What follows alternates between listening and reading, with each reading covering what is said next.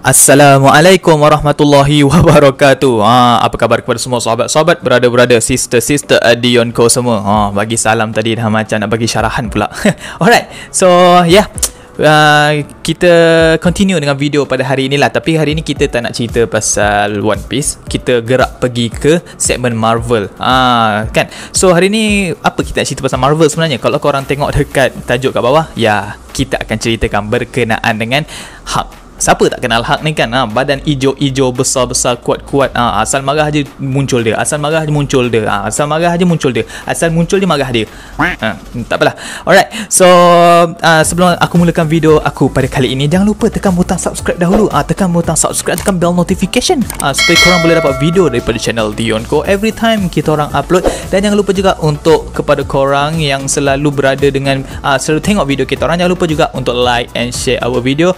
So, tanpa kita melengahkan masa lagi, let's go lah. Kita menceritakan berkenaan dengan Hulk jenis komik punya, iaitu Hulk The Last Titan. Let's go. So, Hulk The Last Titan ini adalah salah satu tajuk yang ada dalam series DN. Kalau korang tahu, series DN ni banyak menceritakan berkenaan dengan pengakhiran setiap watak-watak superhero yang ada dalam Marvel ni lah. Seperti contohnya Wolverine, X-Men, The Punisher, Hulk ni antaranya, Iron Man. So banyak lah sebenarnya. Tapi kenapa aku pilih cerita Hulk ni? Sebab Hulk ni antara cerita yang paling tragis lah kalau korang nak tahulah.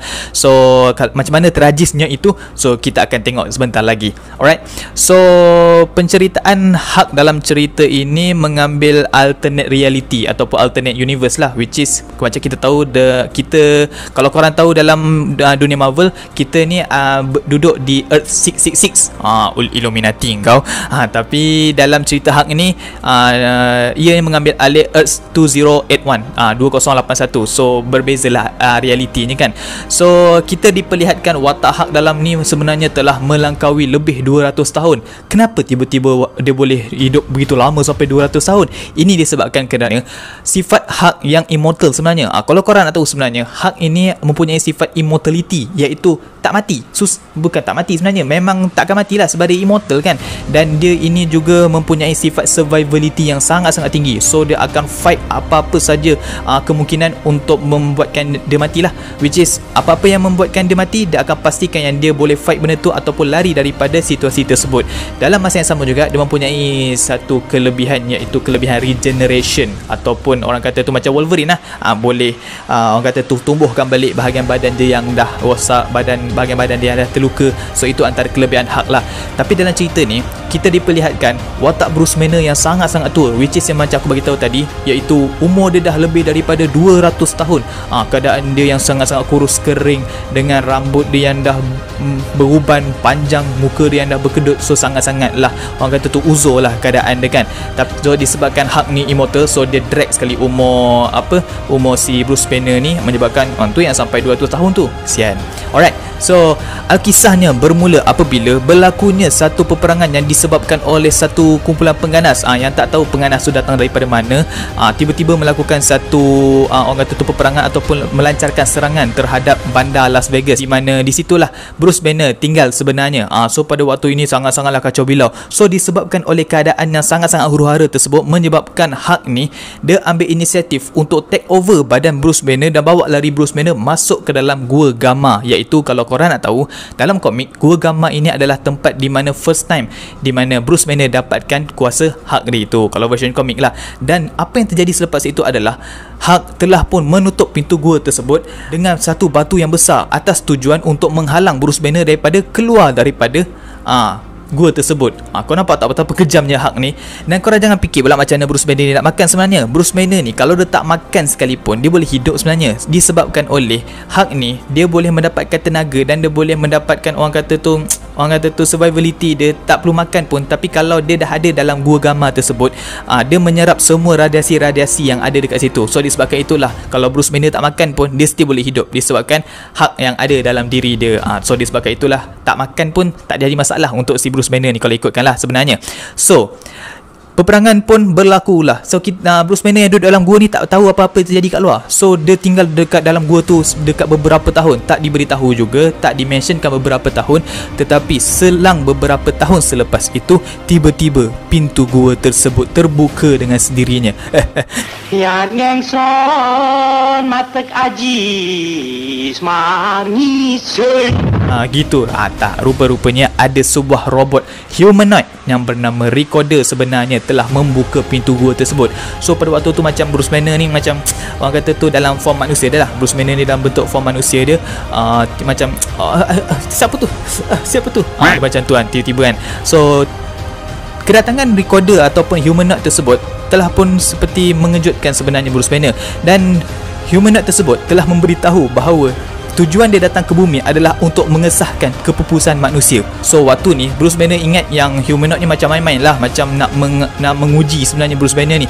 Tapi sebenarnya selepas diterangkan berpanjang lebar, makin lama makin panjang diterangkan oleh humanoid ataupun Recorder tersebut, makin lama Bruce Banner makin paranoid. Bila dah makin paranoid, Bruce Banner rasa yang Recorder tersebut ataupun humanoid tersebut macam main-main, supaya kan dia fikir bahawa humanoid tersebut melakukan lawak jenaka. Tetapi humanoid tersebut telah pun menempelak kembali sangkaan Bruce Banner tersebut dengan mengatakan bahawa yang dia tak gelak pun dengan lawak jenaka tersebut, bahawa sebenarnya dia bercakap perkara yang benar, which is adalah disebabkan perkara tersebut memang betul. Manusia dah pupus sebenarnya, dan pada waktu tersebut Bruce Banner pun terus terdiam. Waktu ni memang macam-macam lah sebenarnya berlegar dalam kepala otak Bruce Banner. Betul ke semua benda ni dah terjadi? Sebab dia tak berjalan lagi ke kawasan bandar, sebab dia masih lagi berada dekat pekarangan gua tersebut lah. So apa yang terjadi sebenarnya, humanoid tersebut telah menerangkan setiap perkara yang berlaku dekat bumi tersebut, sampaikah humanoid tersebut telah pun orang kata tu menyindir umat manusia dengan mengatakan kepada Bruce Banner bahawa makhluk-makhluk yang ada dekat luar bumi sangat-sangat gembira dengan kepupusan manusia, disebabkan mereka katakan bahawa bumi ni tak deserve manusia langsung. Manusia ni tak perlu pun ada dekat bumi, disebabkan manusia, bumi tersebut telah pun hancur. Dia macam satu peringatan lah kepada kita sebenarnya melalui komik ni juga sebenarnya, disebabkan oleh ketakmakan manusia, disebabkan oleh sifat rakus manusia tersebut, menyebabkan manusia tu sendiri telah pun pupus. Dan apa yang lebih teruk adalah yang bagi aku agak kelakar lah sebenarnya, sampaikan makhluk Kree dengan Skrull, yang kalau korang tahu melalui cerita Captain Marvel yang sangat-sangat bermusuhan, yang Kree nak cuba bunuh Skrull, yang Skrull cuba untuk lindungi diri mereka daripada dibunuh oleh kaum Kree ni, sampaikan mereka ini sanggup berdamai semata-mata untuk meraihkan kepupusan manusia. Sampai macam tu sekali. Memang gila lah sebenarnya kalau ikutkan untuk kita terima perkara ini kalau kita berada dalam keadaan tu lah sebenarnya kan. Dan perkara tersebut telah pun diberitahu oleh humanoid tersebut kepada Bruce Banner, dan humanoid tersebut telah pun meninggalkan Bruce Banner dengan sebuah robot yang berbentuk sfera, iaitu robot Vidbot. Robot Vidbot ni hanya boleh merakam, dan juga Bruce Banner kalau nak guna pun dia boleh ulang rakaman tu saja, dan robot Vidbot ni akan mengekori Bruce Banner ke mana saja sebagai salah satu research yang terakhir daripada humanoid tersebut untuk mengesahkan manusia yang terakhir yang tinggal dekat dalam bumi tersebut, which is Bruce Banner lah. So ditinggalkanlah Bruce Banner dan juga Vidbot ni. So semenjak daripada hari itu tu, Bruce Banner pun mulalah berjalan seorang diri. Daripada dia merayau seluruh Amerika Syarikat, dia masuk pergi Mexico, dah masuk Mexico, dia masuk pula pergi Kanada, dan akhirnya dia pulang kembali ke Amerika Syarikat, which is di mana dia duduk lah, which is Las Vegas. Dan sepanjang perjalanan dia itu, dia nampak memang keadaan dunia yang apokalips lah. Macam kita tahu keadaan apokalips macam mana kan, bangunan yang runtuh-runtuh, dah sampai naik hijau-hijau, dah naik lumut-lumut, dah naik pokok-pokok, sampai kan dia tak jumpa satu manusia pun. Memang sebenarnya waktu inilah dia sedar bahawa apa yang dikatakan oleh humanoid tersebut sangat-sangatlah betul, bahawa manusia memang benar-benar pupus sebenarnya, sampai kan binatang pun tak ada. Tetapi apa yang menjadi masalah kepada dia adalah ada satu serangga mutasi, iaitu lipas. Lipas ni kalau kita biasa lipas pun dah, bila terbang kita dah panggil dia babon dah sebenarnya. Lipas kalau terbang kita panggil dia macam tu. Tapi ini lipas mutasi, jenis dia adalah jenis carnivore, which is dia akan makan manusia, dan perkara ini sangat-sangat tidak disukai oleh Hulk sebenarnya. Hulk ni sangat tak suka sebenarnya bila Bruce Banner ni suka berjalan-jalan sebenarnya, sebab bila dia berjalan dia akan jumpa serangga mutasi macam ni. Bila dia jumpa serangga mutasi macam ni, lipas-lipas tersebut akan kejar Bruce Banner dan cuba untuk makan beliau. Dan dalam masa ketika itu, Hulk akan take over badan Bruce Banner untuk memastikan bahawa Bruce Banner tak matilah. Bagi dia kena lindung Bruce Banner. Kalau Bruce Banner mati, maka dia pun matilah. Cerita dia begitu kan. So apabila dia dikejar sampaikan dia tak boleh nak lawan lipas-lipas tersebut, dan dia biarkan diri dia dimakan oleh lipas-lipas tersebut sampai terkeluar biji mata, terkeluar usus semua, isi-isi badan semua terkeluar. Tapi yang menjadi lebih menyakitkan adalah Hulk ni lebih sakit apabila dia regenerate balik badan dia. Macam aku bagi tahu awal tadi, Hulk ni ada kelebihan untuk regenerate balik badan dia. So disebabkan itulah dia sangat-sangat membenci Bruce Banner sebenarnya pada ketika ini. Dan di sinilah bermulanya konflik antara dua watak ini, which is watak Hulk dan juga watak Bruce Banner. So selepas berapa lama tinggal dekat bumi berseorangan diri, makin lama makin tinggal dekat bumi seorang-seorang, Bruce Banner pun dia dah mula rindukan dengan kawan-kawan dia. Dia rindukan, sampaikan dia rindu dengan musuh dia, dia rindu dengan suasana bumi dahulu, dia rindukan bunyi-bunyi horn kereta. Sampaikan disebabkan dah terlalu bersendirian dekat muka bumi ni, dia sampaikan sebut nama dia selalu kuat-kuat, Bruce Banner, sampai kuat-kuat sebab dia nak dengar sendiri nama dia tu disebut. Sebab dah tak ada orang lain nak sebut nama dia. So itu je lah dia, sebabkan dia tinggal seorang-seorang dekat bumi kan. So disebabkan dah terlalu lama duduk bumi, dia mengalami depresi yang melampau. Disebabkan melalui keadaan depresi yang melampau, dia telah pun cuba untuk bunuh diri, untuk pengetahuan korang sebenarnya. Dan setiap kali percubaan dia untuk bunuh diri sebenarnya, dia dihalang oleh Hulk. Setiap kali dia cuba untuk jatuh daripada tempat tinggi, Hulk akan take over badan dia dan akan selamatkan lah. Maksudnya kalau jatuh dari tempat tinggi pun tak akan ada efek kan, sebab Hulk ni kan kuat. So kalau jatuh dari tempat tinggi pun tak ada masalah dah untuk dia. So aku rasa sebenarnya macam-macam cara sebenarnya Bruce Banner cari untuk bunuh diri dia, tapi semuanya telah digagalkan oleh Hulk sebenarnya. Dan ini menyebabkan berlakunya konflik yang sangat-sangat teruk antara dua-dua watak ni. Hulk membencikan Bruce Banner disebabkan dia menganggap Bruce Banner cuba untuk bunuh diri beliau, dan Bruce Banner pula bencikan Hulk sebab Hulk ni tak bagi dia untuk bunuh diri. Keadaan itu menyebabkan konflik yang sangat-sangat teruk dan menyebabkan macam susah lah untuk dua orang ni nak bersekepala sebenarnya dalam keadaan macam tu. So disebabkan dah terlalu lama kita ditunjukkan keadaan Bruce Banner di muka bumi tu berseorangan, dan di panel-panel akhir kita ditunjukkan bahawa Bruce Banner akhirnya orang kata tu dah capai lah had umur dia. Aku rasa disebabkan jantung dia dah terlalu lemah, akhirnya mungkin akan mati disebabkan serangan jantung. So inilah dikatakan sebenarnya final battle antara dua watak ni, which is watak Bruce Banner dan watak Hulk. So apa yang terjadi dekat final panel ataupun dekat last scene, kita diperlihatkan bahawa Bruce Banner sangat-sangat dalam keadaan yang nazak lah, di mana dia mengalami sakit jantung yang sangat-sangat teruk. Tetapi pada masa yang sama, Hulk ni punya gila, dia cuba untuk take over badan Bruce Banner sebenarnya, untuk bertujuan menghalang Bruce Banner daripada mati. Kau bayangkanlah, sampaikan Bruce Banner ni merayu kepada Hulk untuk bagi dia matilah dengan tenang kan. Dia sampaikan si Bruce Banner ni kata, jomlah kita mati, kita boleh jumpa kawan-kawan kita dekat luar, dekat syurga sana. Dan dibalas balik dengan Hulk mengatakan bahawa Hulk tak ada kawan, Hulk have no friend, dia kata kan. Bagi aku sini sangat-sangat sedih lah bagi aku, disebabkan satu watak nak mati dan satu watak lagi cuba untuk survive. Sebab Hulk ni nak cuba tunjukkannya diri dia paling kuat sebenarnya dekat satu-satu tempat tu kan. So dia nak tunjukkan diri dia paling kuat, dia nak survive seorang-seorang, dan dia nak rasa diri dia berseorangan tanpa Bruce Banner sebenarnya. Dan di panel akhir kita dipertunjukkan Hulk duduk berseorangan di atas batu dengan berkata bahawa Bruce Banner dah tak ada, dan dia berkatakan bahawa dia dapat apa yang dia nak. Dia dapat untuk berseorangan, dah tak ada Bruce Banner dah, dia dah free dah, dia dah seronok. Tapi dalam masa yang sama, dia merasakan satu perkara yang baru, which is berseorangan juga. Dia merasakan yang dia ditinggalkan berseorangan. Dulu ada Bruce Banner untuk gaduh, sekarang dia dah tak ada siapa dah. Bruce Banner dah mati, Hulk tinggal seorang-seorang. Kau faham tak sebenarnya? Sebenarnya dua-dua ni menang sebenarnya. Bruce Banner menang, Hulk pun menang. Bruce Banner dapat mati, Hulk dapat take over badan Bruce Banner secara menyeluruh, which is secara total lah. Dan apa yang aku boleh katakan kat sini adalah di scene akhir ni sangat-sangat sedih lah. Hulk ditinggalkan berseorangan dekat buku bumi dan takkan ada sesiapa yang akan temankan dia.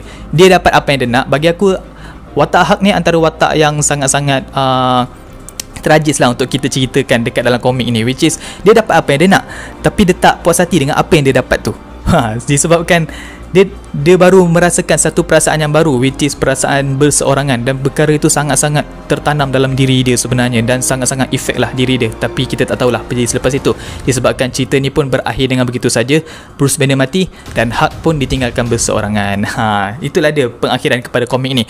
Dan kalau korang nak tengok juga konflik antara watak Hulk dengan watak Bruce Banner ni, dah ada dah dalam MCU sebenarnya. Kalau korang tak layan komik pun, korang boleh nampak dalam Marvel Cinematic Universe, bermula daripada awal lagi, which is dua-dua ni tak boleh nak bersefahaman, which is kalau Hulk muncul, Bruce Banner tak boleh nak kawal Hulk ni. Sampailah dekat waktu event di Age of Ultron, which is Hulk take over badan Bruce Banner bertahun-tahun. Dia ambil Quinjet, dia bawa lari Bruce Banner pergi ke Sakaar dan tinggal dekat sana dalam keadaan yang mewah.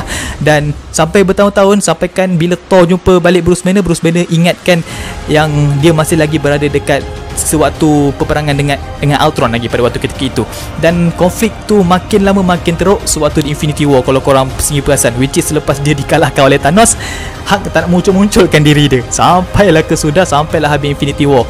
Dan konflik tersebut telah berjaya diselesaikan sendirilah oleh Bruce Banner, which is dengan kepandaian dia gabungkan kepandaian dan juga kekuatan Hulk, which is menjadi satu. Tapi kita tak dapat lihat diri dia yang garang lah lagi, which is kita hanya diperlihatkan watak Hulk yang macam kena nerf, macam dikurangkan kekuatan dia. Dan itu sebenarnya membuatkan fans Marvel ni agak tak puas hati lah. Tapi bagi aku agak berpuas hati dengan development karakter Hulk ni sebenarnya, disebabkan kita tak perlu dah nak fikir macam apa yang akan jadi, macam apa yang berlaku dekat komik ni kan.